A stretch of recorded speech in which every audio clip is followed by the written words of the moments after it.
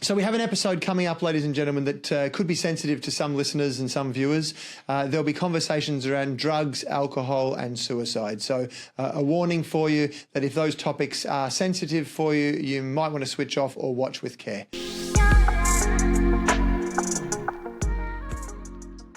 This week, we've got our good friend Will, all the way from Crawley Circle of ABandOfBrothers.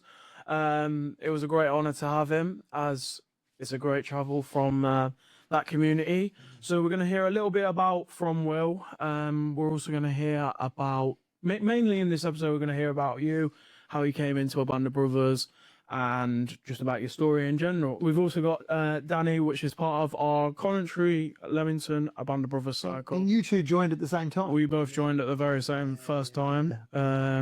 Yeah, we've both been on very different journeys, and as you can see on Danny's top, he's done a lot more than I have. So anyway, well, let's move into. Wait, is that is that the grey hairs because he's old? Is that what you mean? We've done a lot more. So I've got my dinner about the.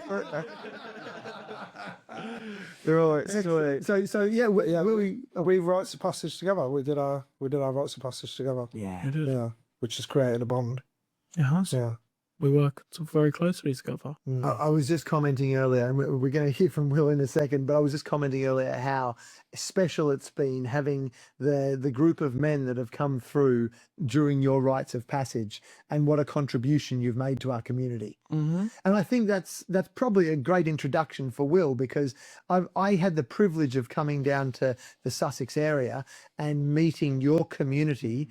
And the fact that we have 13 communities, as of this day today, we have 13 communities throughout the country, and you get to attend 2 different communities. Every week. Every week. Yeah. But what we'd love to hear is your ABandOfBrothers journey. My ABandOfBrothers journey. Right. So 2022, I had the worst breakup of my life from the mother of my children. Led me into a very dark year of my life, very dark. And yeah, I was at a point in my life where I was planning how I was going to kill myself. I was already working with a man from another charity to help me at the time, who actually recommended ABandOfBrothers to me. Yeah, and there was one night I was just sitting there on the beach looking out at the waves, and that was going to be the night, you know, and all of a sudden he's come out and sit next to me, you know, and said, why don't you come to ABandOfBrothers with me? And yeah, it saved my life, that did. Mad. Well, very powerful. Yeah. Thank you. So that was 2022. Yeah. How long before that, from that conversation to what happened next?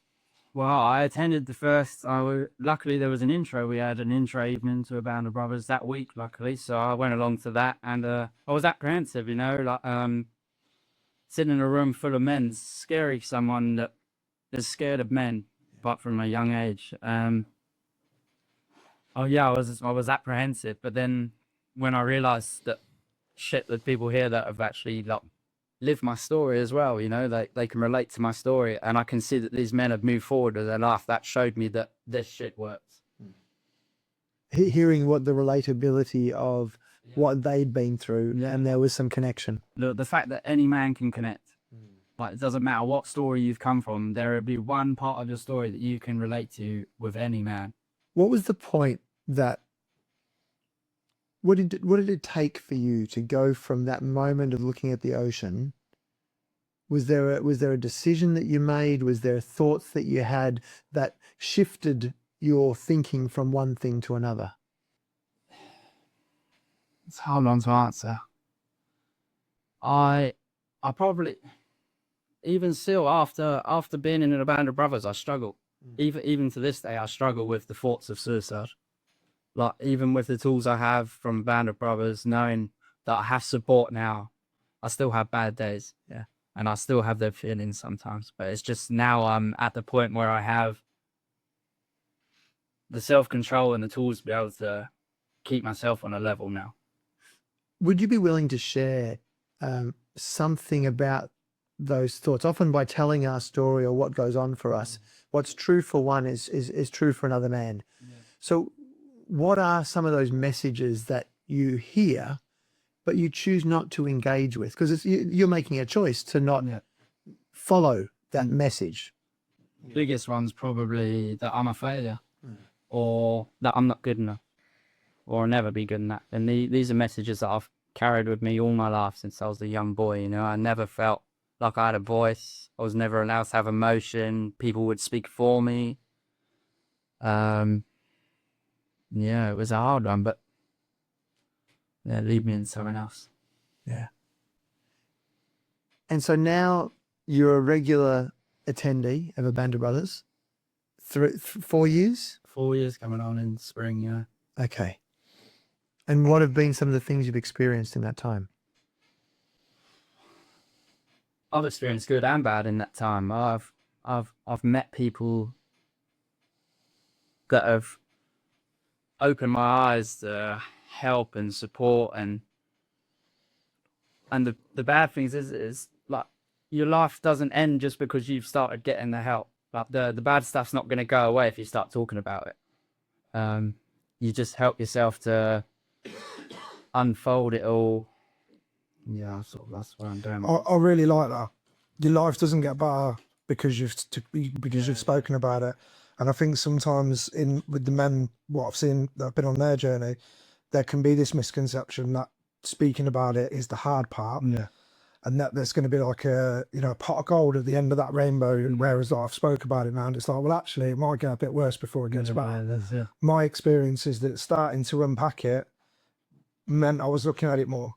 And it felt heavier. I wonder, was it like that for you at all? Yeah, well, yeah, I think, yeah, it did. It got heavier. Yeah, once I started working on it and realizing, shit, maybe some of this was my fault, you know, like, well, most of it, you know. And then, yeah, and then you actually think about it and like, could have done this so much differently. Like, there's so many other ways I could have gone about certain scenarios and experiences, but can't hold regrets. Yeah. What, where you say some of this was my fault, what's that baggage you're carrying? What are the things that you look back on and still reference as weight that you carry with you? So the biggest one is probably the destruction of my relationship with the mother of my children. Yeah, it was not her fault whatsoever. You know, it was purely me. I was a lost little boy. I didn't know what I was doing. I didn't know how to control emotions. I didn't know what my emotions were. You know, it was either on or off. Am I angry or I'm not angry? Yeah. And yeah, looking back now, I realized that 98% of everything that happened was my fault. Yeah. And I've accepted that now. When you say you've accepted that, how do you carry that now? How do you balance that with getting what It's you want? massive weight off my chest because So the ownership of that. the ownership of and the accountability really helped me. And obviously that was in that bad year, 22. Yeah, so yeah. It's really interesting because if I think back in times of my life where there have been things that I'm ashamed of or not proud of, it hasn't felt, before owning up to them and facing into them, actually that's felt like an overwhelming experience. Your story initially hit home for me massively. I was in Australia and I remember break up from a relationship in my mid-20s, early 20s, walking to the ocean and wading halfway out. And I can even remember the bridge that I walked under to get there. There was like a rocky bridge that I walked under, and I walked halfway out and the ocean was bloody freezing. And I just wanted to keep going. Yeah. Fucking hell, do you know, I'm just feeling overwhelmed. Sorry to interrupt you, but there's two men sitting in front of me that on a different day might not have been here. Yeah. You know, I mean, I'm only just meeting you today, but Scott, you know, I'm quite close to Scott. And hearing that and knowing that I've had similar thoughts myself, and thinking the difference between being here and not being here. Yeah. I can totally relate to you, and I actually mentioned it a lot in the last episode, but that minute in your head where you just think, like, I don't think there's any pain to the moment you're about to do anything in life. Like, for me, it felt like there was no one even surrounding me. And I don't think it was almost like there's just nothing. You can't think of, for me, I couldn't think of anything but dark thoughts. And I think a lot of people, if they don't have the support, are always going to sit in that threshold of the dark thoughts. And it's a matter of, can you pull yourself through, or do you end your life? And I think that's a lot of people sit in that little dark thought thread. Yeah, the massive, it's like night and day, really. There's something about what you just said there, James, connecting the two of your examples, was when I was in that phase, I was just thinking about me and feeling sorry for myself, and my world was just so self-focused. Yeah. And what I heard about your story, the gift of that person's presence to come and sit next to you, and now the community that we're all involved in, I don't feel alone. And I feel empowered to speak to the things I'm ashamed of, or the things that I carry heavily, and I don't have to carry that burden by myself. Well, you've actually led on to a great question that I was just about to ask, and it was actually to Will, at what moment did you realise that you had other brothers around you, or other people? What was the exact, do you remember there was an exact moment you realised that you had people around you to support you? I'm not sure I can talk too much into detail about it without revealing too much about what we do, but it would have been on our rites of passage weekend. Yeah. So well, we can let the audience know what that is. Yeah. We have mentioned in a previous episode that we go on a weekend that we don't have in our society, which or traditionally, but we have what's called a rites of passage, or an initiation weekend, where all of us, every man around this table and every man that is part of a band of brothers, goes on a weekend where we face a challenge to cross a threshold and change our lives. Yeah, yeah. And that's what we do. So It was on that weekend, that's when I realised that I had a brotherhood now. Yeah. On the last day of that weekend, when, well, you all know, but on that last day when you're saying goodbye to people, you know, that's a really powerful thing, you know. Ever since I left that weekend, like, I've never met you two before, and I can sit here and say, like, Will, I found you already, do you know? You know, like, I've never met you two, but I've just told you some of the darkest stuff of my life. Ease, you know. And that's purely because we all know we've done the same thing the same weekend. Yeah. And we've all been through it together, you know. Definitely. That was exactly what I was just thinking. I'm just meeting you, but I know you've turned up at some woodland, do you know what I mean, on a Friday afternoon with no instructions, not knowing what you're going into. And I know that you've been in a place in your life where you've been willing to do something that might, on the face of it, seem potentially like drastic or even dangerous. You know, it's like, I don't know what I'm going into. My wife, you know, give her an emergency contact number. I'm going to be unreachable. I'm not going to have a phone. I'm not going to have a watch. And this is the emergency contact if you need to get hold of me, you know, and it's like that. Yeah, and knowing, I mean, I went missing a few weekends in the past, let's have it right, do you know what I mean? And there was no contact on the phone, do you know what I mean? So, truth be told, at least she had an emergency contact this time. But knowing, I know that for you to have got through that weekend, you've got something about you. You're an initiated man, and that means something in our community. And that's something that I judge is missing from, as you say, our society. I mean, my rites of passage, what I've seen was, you know, you go to the pub and your dad buys you a pint and you're a man. And it's like, you know, that didn't equip me. It didn't equip me, you know. I love my dad, he was great, but that didn't equip me with what I got from my actual rites of passage. probably more questions than answers. Possibly, yeah. I've got a question for you.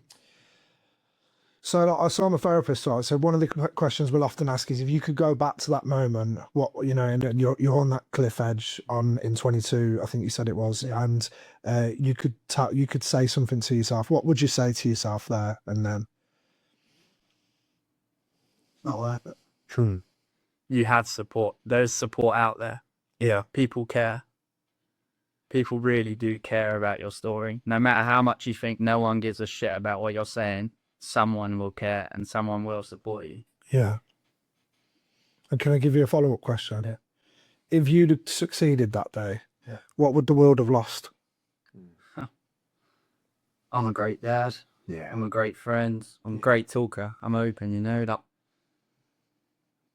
yeah, like even some of the ABandOfBrothers stuff that's going on right now, that wouldn't have been put into play if I hadn't have been here. Like, so yeah, it's hard for me to say, but Yeah, I can see. So I can see some emotion there. that's a thing. I'm bad at taking compliments and giving myself gratitude, you know. But I'm a great guy. Well, I got kind of a follow up from what Danny was saying, and it's how do you think your experience over your dark times or your happy times has helped you shape,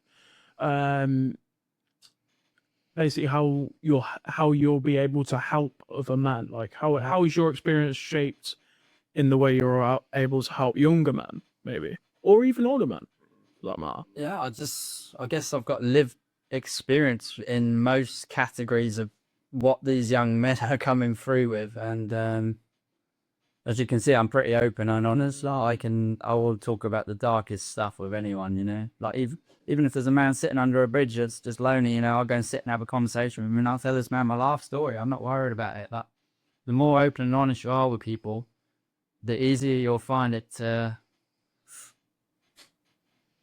I don't want to say get over this stuff, but deal with some of the traumas you might have. Yeah. Does that help you with helping others?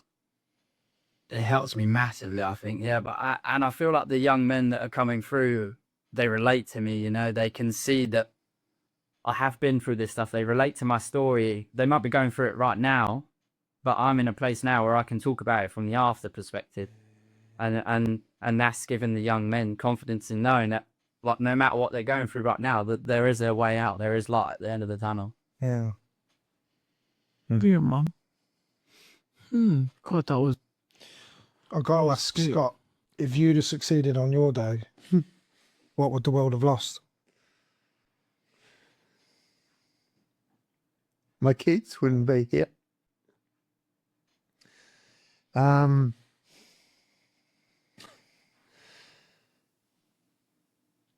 Yeah, a lot. A lot. I love that I can give stuff to the world, and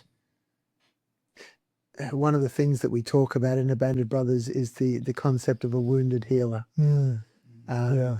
The access that I have to the wounds that I've felt in my life, I willingly open the tap to the pain that I've experienced because it helps me give to others as a healer and as support. I love it. Yeah. Yeah. We're walking each other home. Yeah. That's it. Yeah. Yeah. Oh, no, that's what. Yeah. That's brilliant. We're walking each other home. That's what I see happening in men's work. Yeah. Walk each other home. Can you share the name of the man that walked you home? Neil Allison. Yeah. Brilliant. Um, Thank you, Neil. Neil, yeah. He knows. I tell him all the time. Yeah. So we just meeting, and I heard the guys saying just before that you had some something you shared kind of went, I guess, viral, and Yeah, so just about a mugshot or something. Yeah, I'm curious. just recently, yeah. I've always been quite a private person. I've always kind of kept my life under wraps, social media wise, and then yeah, just recently when all this ABandOfBrothers fires come about to be on the social and getting Instagram and TikTok going, I thought, you know what, this is where I could really like make way here, and so I opened my accounts up. Managed to get in contact with the police. Took me a while, but I managed to get access to all my mugshots, and yeah, I sort of posted it with like a background story of who I am, like who I am, what I've done, sort of thing, and what I do now, you know. And it really like gravitated some attention from a lot of people, like and from a lot of haters as well. Like a lot of haters are like, I don't know how to say, but that. All my haters always prayed for my downfall, you know, and it's sort of like it's making them hate me more now that they can see you've made us soon. I love it, you know. I'm making something now. I'm not just that failure anymore. Yeah, it's like the brightness in other men is what scares me the most. You know, I've seen dark men, I've seen their darkness, and that's scary. But actually, if I feel like I'm being outshined, or if I feel like I can't make the grade that I see you making, I'm more likely to want to attack you. And I think that's what I see with a lot of like online hate and stuff like that. And it's because, and the thing is, like, thank God for the work that Band of Brothers do, that I can feel that feeling now, and I can see it, and I immediately know, I'm like, oh, my shadow's here. Do you know what I mean? Something's showing up for me. And It's not about him. yeah, It's about me. and you can do your work. I can do all I do is spend all day doing my work. It's the main reason I don't try and go online, because otherwise I'll just have work to do. Yeah. Well, So we sorry, just one last thing is I'm curious. So you got the it kind of blew up, it went viral, so people sort of know your story. But there's a chance that maybe this will get reach as well. Yeah, well, I hope so, yeah. What's one thing that they don't know about you yet? What don't we know about you? Well, That's a tricky one. oh, you'll find me tricky. he's got tattoos. The problem, this is what I'm finding tricky, is because, like, in the last 4 years, I have been so open and honest that I can't think of something that I haven't told someone. Yeah, Yeah, honestly, I really don't know. you put it all out there. Yeah, I get that. So Yeah, I'm sort of that guy that just, I don't hold back anymore. I just spew my story, you know, yeah. And is that what to you? everyone and anyone that wants. And is that what you would encourage others to do? That's exactly what I want everyone to do. Yeah. That is the number one thing. Just talk. Just talk to someone. It could be a man on the street. It could be a woman on the street. Anyone. Yeah, Just talk. yeah. Don't hold it in. You know what's interesting? Like, I stood in so many kitchens at 6 o'clock in the morning, waffling after a heavy weekend of drinking and God knows whatever else that I probably shouldn't say on camera, but I'm kind of like you. I put it all out there. And I was in Sussex a couple of weeks ago on a men's weekend, and we ended up in my caravan doing a piece of men's work, 4 men just like this in the caravan. And I thought, you know what? We've just done exactly what I used to do at 6 o'clock in the morning, right? The only difference is with no drinking drugs this time, and with men that actually care. And it's like I could see that there's a part of me that all through my life wanted to get this stuff out, and they'd try and get it out on the sesh. We're all searching for one. Connection. Everyone's looking for is connection. Yeah. And I think that's one of the reasons why drugs and alcohol are potentially so attractive, although they're very destructive, is because they seem to feel like they give you that gateway to be able to do that thing, that you can just say it all. And that sounds a great segue. Yeah. That sounds a great. You've been trying to segue me out. No. We have another episode, Coach.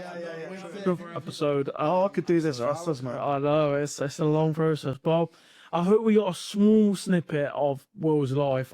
We could probably do a 40-hour podcast about Will's life.